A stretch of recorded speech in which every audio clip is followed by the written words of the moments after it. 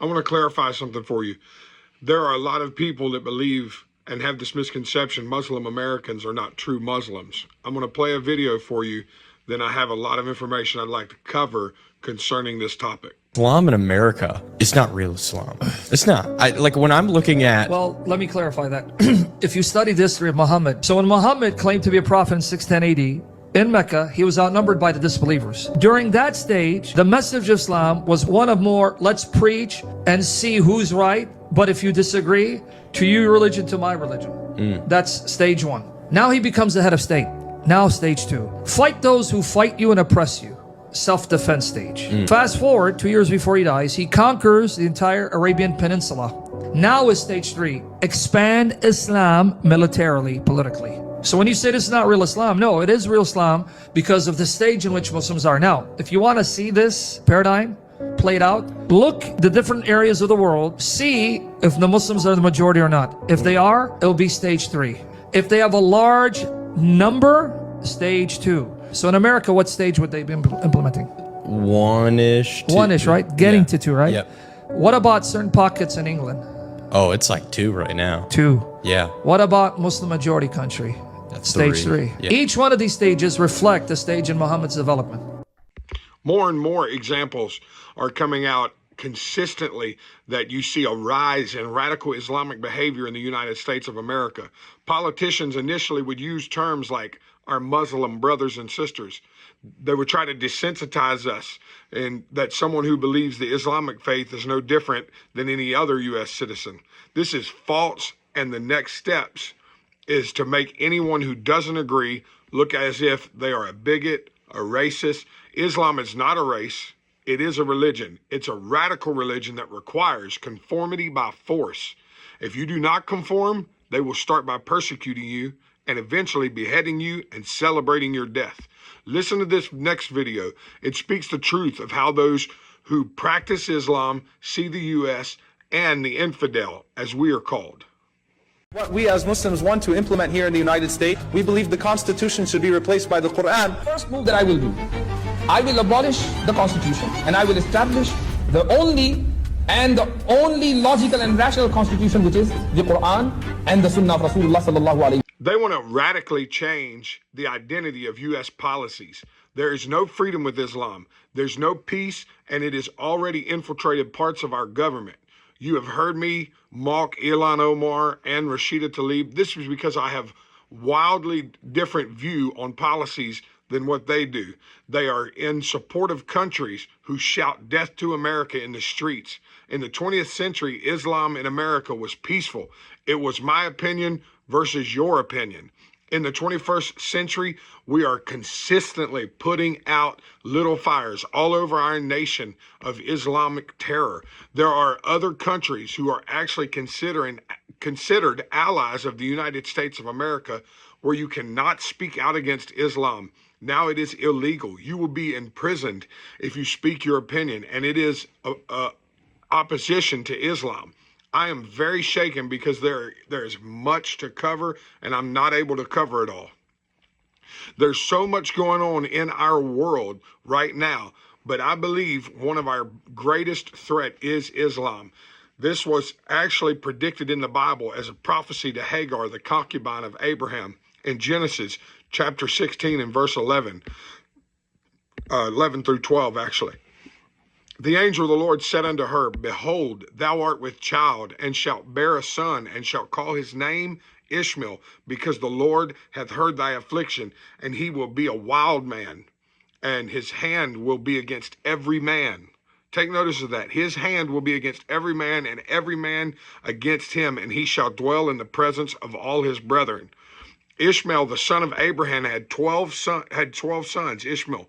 And they became tribes and princes and established tribes known as the Ishmaelites. These descendants populated regions in the Arabian Peninsula, traditionally considered the ancestors of northern Arabian. The Islamic prophet Muhammad is said to come from one of those tribes, which was Kedar. They settled east of Egypt in the direction of Assyria. In Islamic tradition, Ishmael settled in Mecca, married into the Jurim tribe, and his descendants, the Mustaraba, became the ancestors of northern Arab tribes. Even practicing Muslims agree it is Islam versus everyone else, as the prophecy declared it would be, in his hand against every man. Listen to this. The world has divided into two. One is Islam, and those who want to destroy that and destroy society. Look, Islam will enter every household. Now, New York City has elected a Muslim as their mayor, Zoran Mamdani, whose wife celebrates Hamas, the terrorist organization that attacked a concert on October 7th, 2023, killing 370 people, and an open-air festival during a Jewish holiday, taking 44 hostages. Her name, Rama Duwaji, is the name of Zoran Mamdani's wife. His public defense for her, when asked, it's the most pathetic defense and very underwhelming. Take a listen. Is it anybody's business, and is it fair to question you about it? You know, my wife is the love of my life, and she's also a private person who has held no formal position on my campaign or in my city hall. I, however, was elected to represent all 8.5 million people in the city, and I believe that it's my responsibility, because of that role, to answer any questions about my thoughts and my policies and my decisions. In the same time our politics are getting cozy with Islam, we are seeing a rise of attacks like the attack on the bar in Austin, Texas, where a Muslim wearing an Iranian flag shot and killed 3 people and wounded a dozen others. Asif Merchant, a 47-year-old Pakistani man, was convicted of plotting to kill President Trump. He says the IRGC sent him on a mission to kill American politicians. Still, there are Islamists bold enough to stand just blocks away from Ground Zero in New York City, fully masked, holding a vigil for Khamenei, shouting in megaphones, "We mourn Ayatollah Ali Khamenei, and we have the right to resist by any means necessary." This is a violent people. Flight 2094 from Nashville to Fort Lauderdale this week had to be grounded because a Muslim passenger on board threatened to blow the plane up with a bomb. 2 individuals tried to kill a man in New York City with a nail bomb. And here's a video of Anna Kasparian unable to answer very simple questions about what Arab country she would live in, what Middle Eastern country she would live in with the way she dresses and the way she wants to live. Where would she be most comfortable in the Middle East? She can't answer the question, but take a listen anyway. You had to live in the Middle East. So tomorrow, Anna, you got to go live in the Middle East. Where would you live? You can pick one city, any city. You can, as far away as, say, Pakistan. You could live in Karachi. You could live in Cairo. You could live in Amman, Jordan. You seem to love Lebanon. I mean, Beirut's nice when the bombing's not happening and the assassinations have stopped. Or you could live in Syria. I hear that's wonderful in the summer. Well, we now have Al-Qaeda terrorists leading Syria. Or the Houthis, I'm sure, would make room for you. Yeah. Tel Aviv. Or the West Bank, Ramallah, I think is wonderful for a little bit. In the fall, it gets lovely.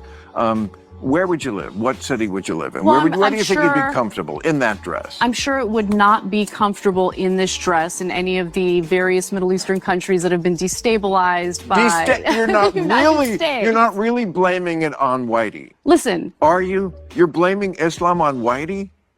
I'm not blaming Islam on Whitey. What you're saying is we destabilized. That's why you can't wear that dress. Did we not destabilize? Wait a second. We were funding terrorist organizations in Syria during the Syrian civil war, starting under the Obama administration. That's why. Did that not destabilize Syria? No. What's destabilized? There's a literal Al-Qaeda terrorist. We're talking about your dress. Why? It looks good. I know it looks good. The evidence is overwhelming that Islam is a threat to the entire world. It's not enough for them to come to the United States of America and be allowed to practice their religion. They want to change world history. today I'm gonna share with you the demand letter from Shema Zayan, Z-A-Y-A-N, who says that she is the operations manager for the Council of American Islamic Relations. Okay, so this is what they want. They want taught to students in Texas that 1/3 of all slaves in America were Muslim, and that they were enslaved because of their Muslim faith, and they were persecuted and killed during slavery because of their Muslim faith. So that's why they were enslaved. Y'all correct me if I'm wrong. David Barton, if you're watching this, you are a great historical scholar. Correct me if I'm wrong. We're 1/3 of all slaves in America Muslim. I don't know. I've never seen evidence to that or thought about that. The other thing that they want is they want the Mayflower Compact not to be taught. Another thing that they want is they want Columbus, all references to Columbus and Columbus Day removed. Another thing they want is they want Thanksgiving removed. Specifically, they want the 1789 President George Washington proclamation about Thanksgiving and the Thanksgiving prayer, which is a National Archive document. This is a presidential proclamation. They want that removed. They don't want students from Texas learning about Thanksgiving or George Washington's Thanksgiving prayer. Another thing that they want is they want added that the Alamo was influenced by Islam. Did you know, according to them, I mean, this is so laughable. This is such a rewrite of history. Did you know that according to them that the design of the Alamo is specific to Islamic architecture, and that the people who built the Alamo were trying to honor Islam when in 1952, there was the McCarran-Warner Act, which forbade Muslims from holding office in the United States.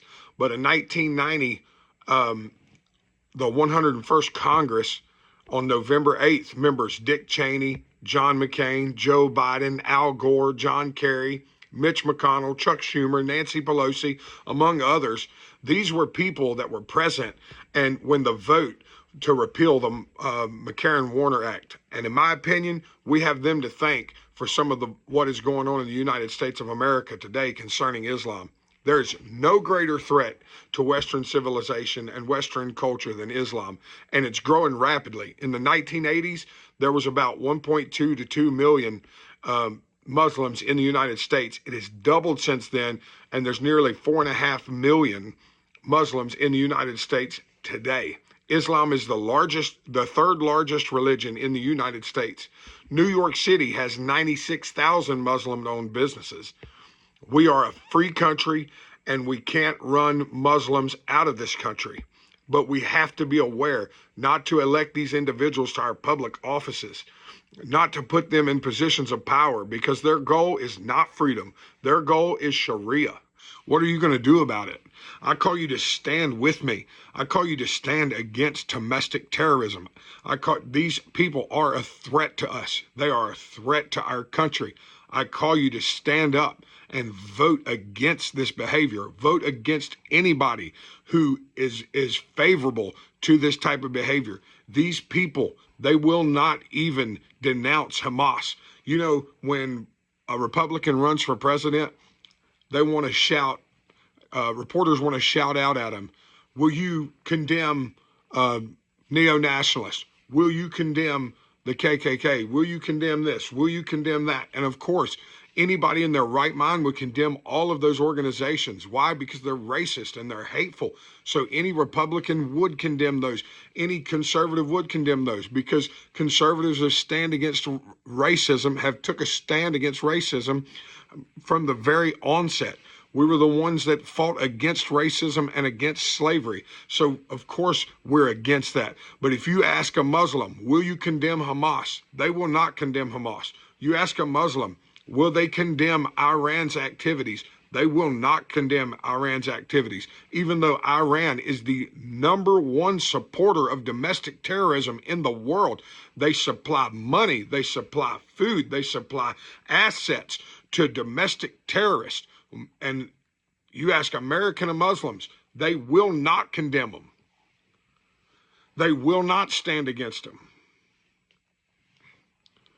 It's our job, it's mine and your job to stand against it, and to stand against any politician that supports it or is favorable to it or wants to get up there and get cozy with these domestic terrorists. Listen, I'm not asking you to step out in the streets and scream this from the rooftops. I'm asking you, when you go to the ballot box, that you pay attention to what the individual you're voting for stands for and what they stand against. And if they stand for this kind of behavior, don't vote for them. We live in a world today where there are individuals that have to look over their shoulder at all times, wondering if somebody's going to shoot them, if somebody's going to kill them over what they believe. That's not what the United States is about. We're about freedom. We were started because we wanted freedom, freedom of religion, freedom to practice our faith. If Islam takes over, you'll have a tax for being a Christian. You'll have a tax for being non-Muslim, just like other countries that have Sharia law. Even a person that is an atheist or just doesn't believe in God at all, they're taxed a special tax because they're not a Muslim. We can't have that in the United States of America. We've got to stand up. We've got to rise up. If you enjoyed this video, like, share, and subscribe for more content.